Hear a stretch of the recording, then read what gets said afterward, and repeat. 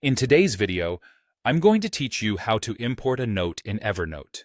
Whether you're new to Evernote or just looking for a refresher on how to bring your notes from other sources into this powerful tool, I'm here to guide you through the process step by step. It's straightforward, so let's dive right in. First, you'll want to have Evernote open on your device. If you don't have it installed yet, you'll need to download it from the official website or your chosen app store. And of course, if you're not already logged in, go ahead and do that.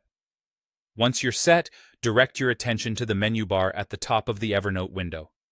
Here, you'll find a variety of options. The one we're interested in today is the File menu, so click on that and a drop-down list will appear.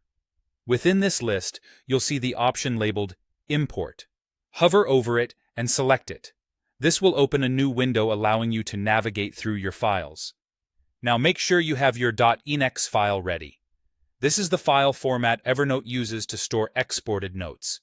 Find your .enex file in your file directory, select it, and then click the Open button.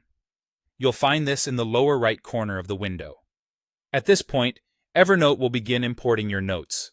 After a few moments, you'll see your notes appear in a notebook that Evernote automatically creates for you. The naming of this new notebook depends on the operating system you are using. If you're on a Mac, the new notebook will be called Import, followed by the name of your imported file. Conversely, if you're using Windows, it will be simply labeled as Imported Notes. This feature helps differentiate your newly imported notes from any existing ones. Now that your notes are imported, you might want to reorganize them according to your preferences.